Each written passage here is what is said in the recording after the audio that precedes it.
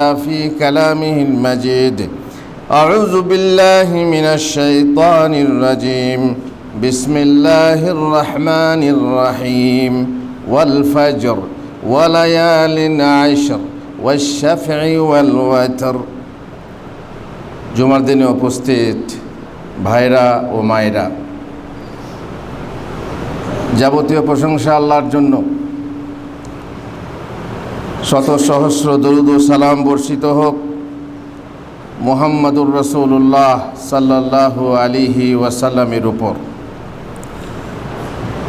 পরম করুণাময় আল্লাহ তাআলা মানুষকে ইবাদতের জন্য সৃষ্টি করেছেন। ওমা খালাকতুল জিন্না ওয়াল ইনসা ইল্লা লিয়াবুদুন। নিত্য নৈমিত্তিক ইবাদত ছাড়াও তিনি ইবাদতের বিশেষ বিশেষ মৌসুম নির্ধারিত করেছেন।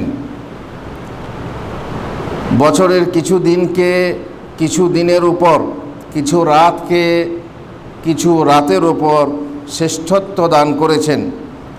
তাতে কিছু ইবাদত নির্দিষ্ট করে বড় সওয়াব দানের ওয়াদা করেছেন, আর তা শুধু আমাদের স্বার্থে। কিছুদিন আগে রমজান পার হয়ে গেল। আমরা কত ভাইদেরকে দেখেছি, আমরা কত মায়েদেরকে দেখেছি যারা শেষ দশকের রাত্রে জাগরণ করে কত ইবাদত করেছেন, কত সওয়াব অর্জন করেছেন। আবার এসে গেল এমন একটি ইবাদতের মৌসুম। রমজান পার হয়ে গেল, বিশাল মৌসুম। তারপরে আবার একটা মৌসুম, বিশাল মৌসুম এসে উপস্থিত হলো। সেটা হচ্ছে জুলহজ্জের প্রথম 13 দিন। এই মাস, যে মাস এখন চলছে জুলকাদা, আজকে সূর্য অস্ত গেলেই ইনশাআল্লাহ চাঁদ দেখা যাবে জুলহজ মাসের, আর কাল হবে প্রথম তারিখ ইনশাআল্লাহ। আর এর থেকে কাল থেকে নিয়ে 13 দিন পর্যন্ত বিশেষ বিশেষ ইবাদত রয়েছে। এগুলির মধ্যে প্রথম 10 দিনের রয়েছে বিশাল ফজিলত। আল্লাহ রসুল সাল্লাল্লাহু আলাইহি সাল্লাম বলেছেন, মাল্লা আমালু ফি আইয়ামিন আফদালু মিনহা ফি হাযিহি ক্বালু ওয়ালাল জিহাদু ফি সাবিলিল্লাহ ক্বাল ওয়ালাল জিহাদু ফি সাবিলিল্লাহ। এই দিনগুলিতে দেখুন, খেয়াল করে, রমজানের রাতগুলিতে ছিল শ্রেষ্ঠ আমল, রমজানের রাতের আমল ছিল শ্রেষ্ঠ, কিন্তু জিলহজ মাসের দিনের আমল হচ্ছে শ্রেষ্ঠ। এই দিনগুলির আমল আল্লাহর নিকট খুবই পছন্দনীয় এবং আল্লাহর নিকট শ্রেষ্ঠ আমল। এই দিনগুলিতে যে কোনো আমল করবেন, দান খয়রাত থেকে নিয়ে, নামাজ থেকে নিয়ে যে কোনো আমল করবেন, সেটা হবে আল্লাহর কাছে শ্রেষ্ঠ। সাহাবীরা জিজ্ঞেস করলেন, ইয়া রাসূলুল্লাহ, জেহাদ থেকেও কি শ্রেষ্ঠ? জেহাদ থেকেও কি শ্রেষ্ঠ? রাসূলুল্লাহ সাল্লাল্লাহু আলাইহি ওয়াসাল্লাম বললেন, ওয়ালাল জিহাদু ফি সাবিলিল্লাহ, আল্লাহর রাস্তায় জেহাদও এর সমতুল্য হবে না। তবে হ্যাঁ, সেই ব্যক্তির আমল যে নিজের জান মাল সহ বেরিয়ে যায় ফালাম ইয়ারজি বিশাই, এবং তার কিছুই না নিয়ে ফিরে আসে, তার মানে ফিরে আসে না, তার মানে সে শহীদ হয়ে যায়। আল্লাহু আকবার। এই হচ্ছে জিলহজ মাসের প্রথম 10 দিনের ফজিলত। আফজালু আইয়ামিদ দুনিয়া আইয়ামুল আশর।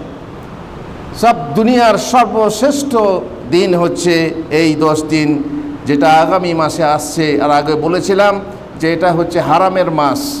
এই 4টি মাস হচ্ছে হারামের মাস। প্রথম হচ্ছে জুলকাদা, জুলহজ্জা, মুহররম, আর রজব মাস হচ্ছে হারামের মাস।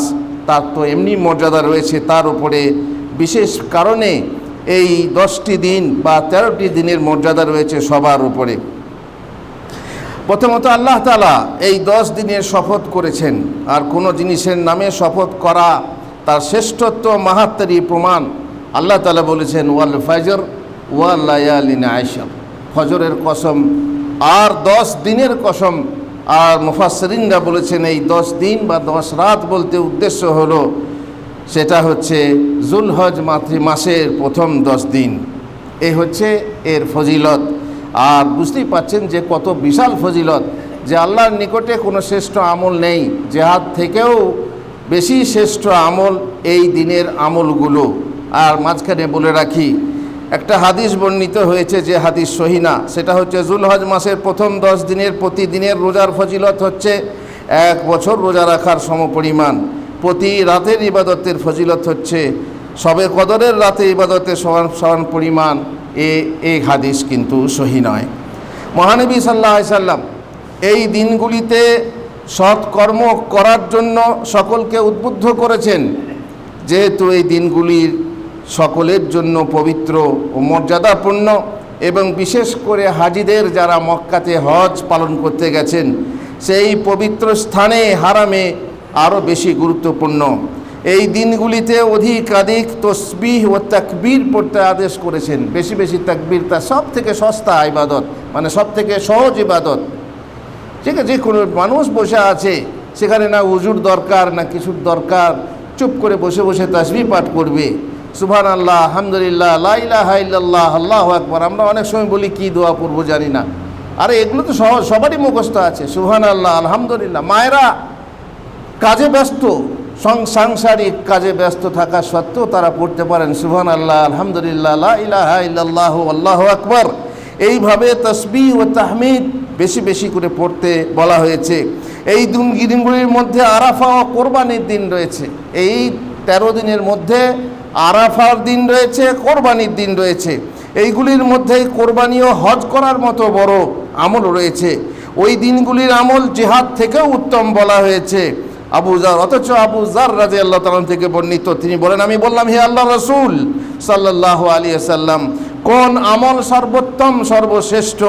তখন তিনি বলেছিলেন, আল্লাহর প্রতি আল ঈমান ও বিল্লাহ, তারপরে সুম্মাল জিহাদু ফি সাবিলিল্লাহ, আল্লাহর প্রতি ঈমান রেখে তারপরে জিহাদ, আল্লাহ তাআলার রাস্তায় জিহাদ করা, এ হচ্ছে সর্বশ্রেষ্ঠ আমল।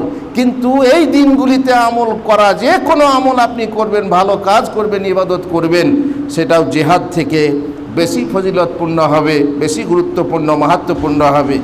সুতরাং এই দিনগুলিতে মৌলিক ইবাদতসমূহ একত্রিত হয়েছে, যেমন নামাজ, রোজা, সাদকা এবং হজ, যা অন্যান্য দিনগুলিতে এইভাবে জমা হয় না।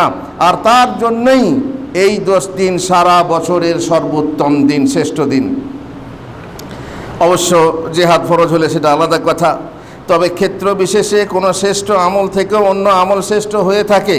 যেমন কোরআন তেলাওয়াত, তাসবিহ অপেক্ষা শ্রেষ্ঠ আমল। বসে সুবহানাল্লাহ সুবহানাল্লাহ করছেন, তার থেকে শ্রেষ্ঠ হচ্ছে কোরআন তেলাওয়াত করা।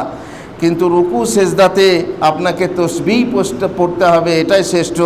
বরং রুকু সেজদাতে কোরআন তেলাওয়াত বৈধই নয়। অবশ্য রমজানের শেষ দশকে ফজিলত কম নয়। যেমন বলা হয়েছে, ওলামাগণ বলেছেন, জুলহজ্জের প্রথম 10 দিন বছরের সর্বশ্রেষ্ঠ দিন, আর রমজানের শেষ দশকের রাতগুলি বছরের সর্বশ্রেষ্ঠ রাত।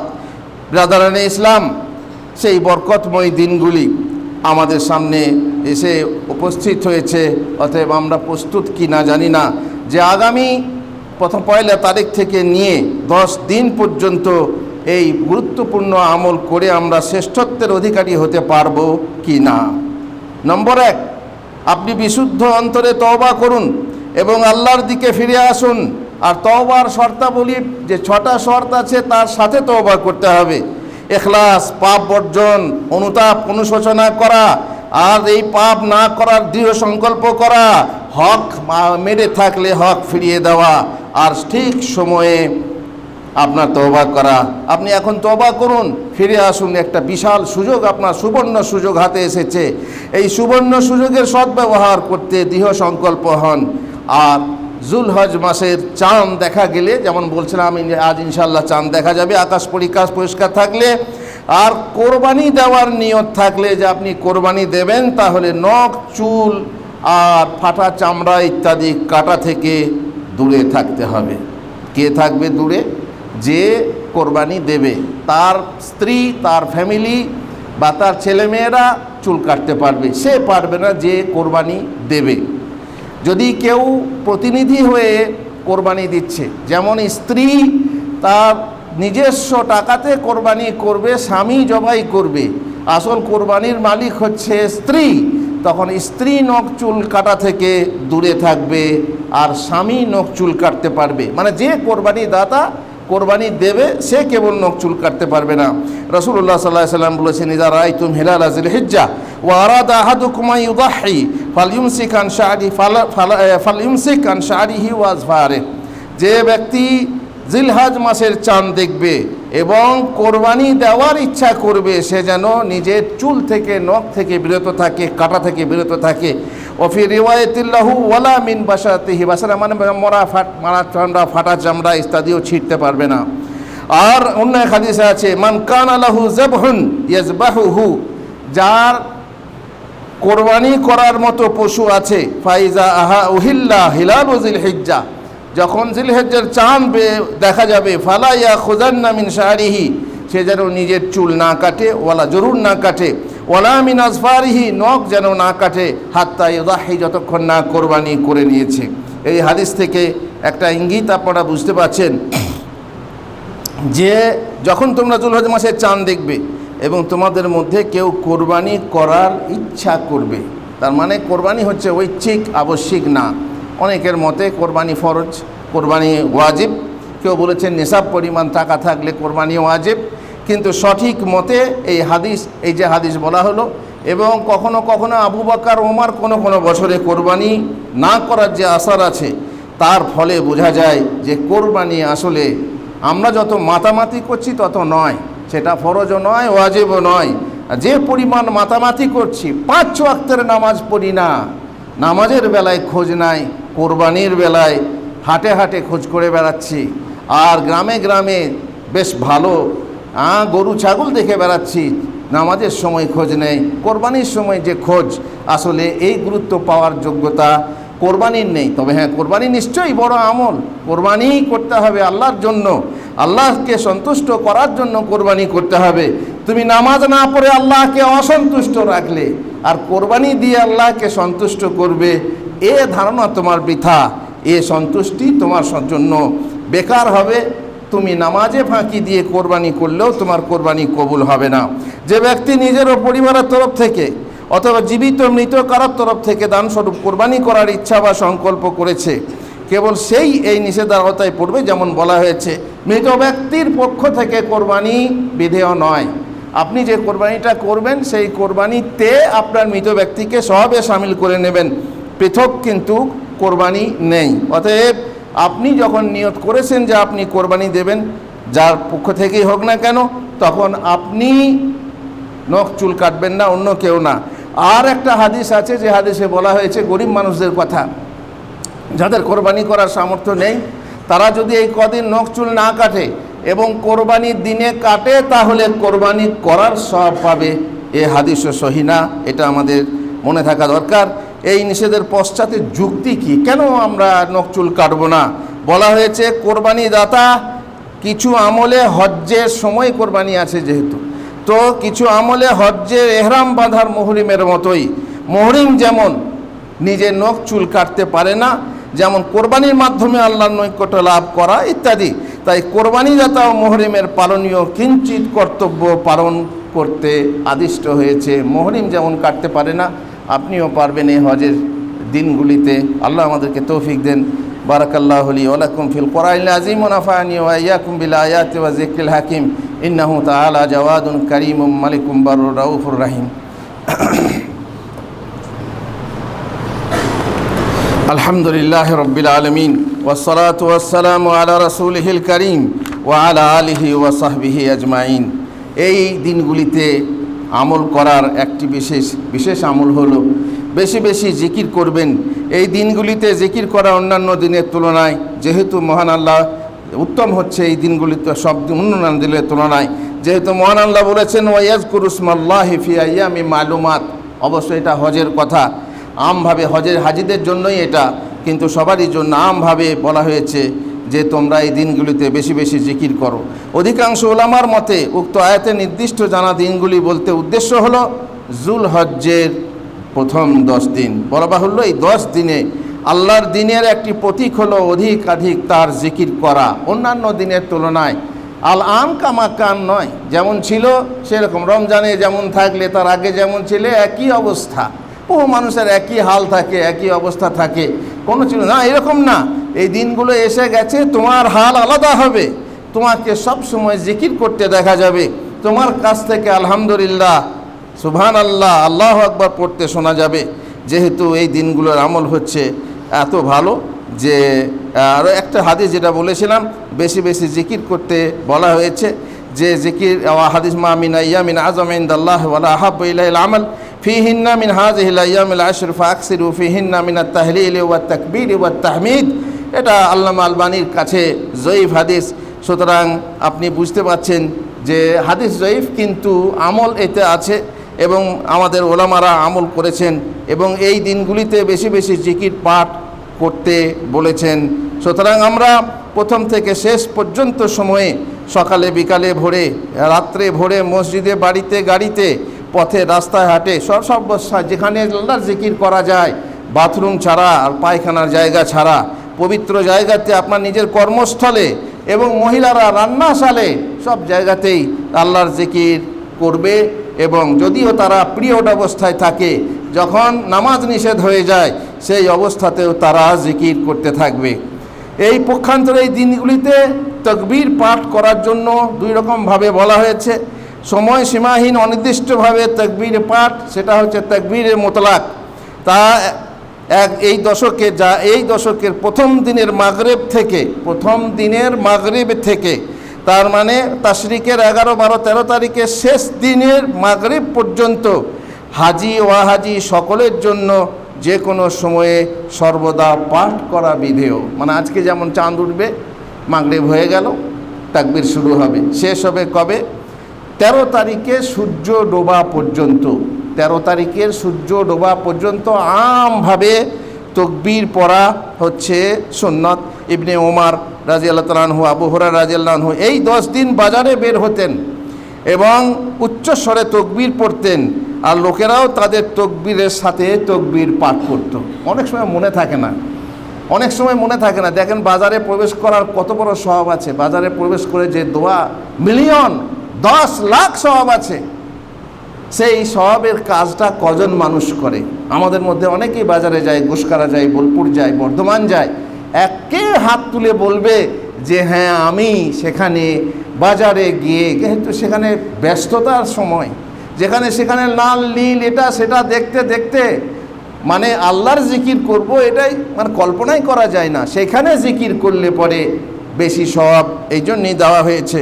সুতরাং আপনি এই তাকবীর পড়বেন, বাজারে গিয়েও পড়বেন। আবু হুরায়রা, হযরত ইবনে ওমর কেন পড়তেন? যাতে করে লোকেরা তাদের তাকবীর পাঠ শুনে, তো কোন সময় মনে থাকে না। আপনি মসজিদে এলেন, এসে যখন দেখবেন সবাই চুপচাপ আছে, আপনি তাকবীর সশব্দ করে পড়বেন, দেখেন বাকিরাও পড়তে শুরু করেছে। এইভাবে আপনি চেষ্টা করবেন যাতে আপনার তাকবীর শুনে অন্যও পড়তে শুরু করে দেয়। 2 নম্বর তাকবীর হচ্ছে সময়সীমা নির্দিষ্ট করার সময়বদ্ধভাবে তাকবীর। সেটা হচ্ছে প্রত্যেক নামাজের পর। তা হলো ফরজ নামাজের পর তাকবীর পাঠ করা। এই তাকবীর আরাফার দিন কখন শুরু হবে? আরাফার দিন কবে? আপনার কোরবানির আগের দিন আরাফার দিন। হাজিরা যেদিন আরাফাতে যাবে সেদিন নয়। তার কারণ যদি তাই হয়, তাহলে আরাফায় যাওয়ার সাথে যদি সম্পৃক্ত না হয়, তাহলে যদি আফ্রিকাতে আগে চাঁদ হয়, তারা কবে আরাফার দিন পালন করবে? তাদের একদিন আগে আরাফা হবে, আর সেদিনে আরাফাতে হাজিরা যাবে না। অতএব অবশ্য মতভেদ আছে। আল্লামা ইবনে উসাইমিন রাহিমাহুল্লাহ বলছেন যে তোমার ঈদের আগের দিন হচ্ছে আরাফাতের দিন। অথবা বলতে এখানে আরাফাতের মাঠ কথা, তোমার যদি হজের ব্যাপার থাকতো, তুমি কোরবানি করছো নিজের গ্রামের সাথে, নিজের এলাকার সাথে, আর আরাফাত করবে মক্কার সাথে, তা তো হয় না। তুমি মক্কার সাথে কোরবানি করো, তো আরাফাত হবে মক্কার সাথে। মোট কথা আরাফাতের দিনে ফজর থেকে শুরু হবে। আরাফার 9 তারিখে 9 জিলহজ ফজর থেকে শুরু হবে আর শেষ হবে 13 তারিখের আসরের নামাজ পড়বেন। একবার করে তাকবীর পড়ে নেবেন, আল্লাহু আকবার, আল্লাহু আকবার, লা ইলাহা ইল্লাল্লাহু, আল্লাহু আকবার, আল্লাহু আকবার, লিল্লাহিল হামদ। এটা বন্ধ হয়ে যাবে কখন? আসরের 13 তারিখের আসরের নামাজ পড়ার পরেই শেষ হয়ে যাবে। আর আমভাবে যেটা বললাম সেটা শেষ হবে সূর্য ডোবার আগে পর্যন্ত 13 তারিখে। আর সুতরাং বেশি বেশি নফল রোজা করুন। এই 9টা দিন, মানে ঈদের দিনে রোজা রাখা নিষেধ, তার আগে যে 9টা দিন আছে, 9টা দিনই আপনি রোজা রাখুন। রোজা রাখলেও এখানে জেহাদের থেকে বেশি আপনি সওয়াব পাবেন। রাসূলুল্লাহ সাল্লাল্লাহু আলাইহি ওয়াসাল্লাম এই 9 দিনে রোজা রাখতেন। যে তার স্ত্রী হাফসা রাদিয়াল্লাহু তাআলা আনহা বলছেন, কানা রাসূলুল্লাহ সাল্লাল্লাহু আলাইহি ওয়াসাল্লাম ইয়াসুমু তিসআ যিলহিজ্জা ওয়া ইয়াওমা আশুরা ওয়া সালাসাতা আইয়াম মিন কুল্লি শাহর আউয়াল ইসনাইন মিন শাহরুল খামিস। রাসূলুল্লাহ সাল্লাল্লাহু আলাইহি ওয়াসাল্লাম যুলহজ্জের 9 দিন, আশুরার দিন ইত্যাদি দিনে তিনি রোজা রাখতেন। যুলহজ্জের 9 দিন রোজা রাখতেন। অবশ্য বিপরীত হাদিস আছে আয়েশা রাদিয়াল্লাহু তাআলা আনহা। অতএব বলা হয়েছে মুকদ্দম যে মুসবিত আর নাফি, যে মুসবিত আর নাফি যখন তারুজ হয় তখন যেটা মুসবিত সেটাকে মুকদ্দম করা হয়। তো এক স্ত্রী বলছেন রোজা রাখতেন না, এক স্ত্রী বলছেন রাখতেন। তো যিনি বলছেন রাখতেন এটা হচ্ছে মুসবিত, তার মানে তিনি সাবেত করছেন যে রাখতেন। আর দুটোই যদি সহিহ হাদিস হয় তো মুসবিতকে মুকদ্দম করে সেটাকে প্রাধান্য দিয়ে এটা আমাদের বিধান নিতে হবে যে রাসূলুল্লাহ সাল্লাল্লাহু আলাইহি ওয়াসাল্লাম আসলেই 9 দিনে রোজা রাখতেন। অতএব রোজা রাখা হয়েছে সুন্নাত, সুতরাং আর কিছুই খেয়াল করার দরকার নেই। সেটা হচ্ছে যে আপনি রোজা রাখবেন, পারলে কাল থেকে নিয়ে 9 তারিখ পর্যন্ত রোজা রাখবেন। ইমাম নবী বলছেন ওই দিনগুলিতে রোজা রাখা পাক্কা মুস্তাহাব। আর বিশেষ করে এর মধ্যে রয়েছে আরাফার দিন, যেমন বলা হলো কোরবানির আগের দিন। এই দিন আল্লাহর দিন ও নিয়ামত পরিপূর্ণ হওয়ার দিন। এটা আমরা জানি যে নিয়ামত পরিপূর্ণ হয়েছিল এবং আয়াত অবতীর্ণ হয়েছিল এই দিনে। আল ইয়াউমা আকমালতু লাকুম দীনাকুম ওয়া আতমামতু আলাইকুম নি'মাতি ওয়া রাদিতু লাকুমুল ইসলাম দীনা।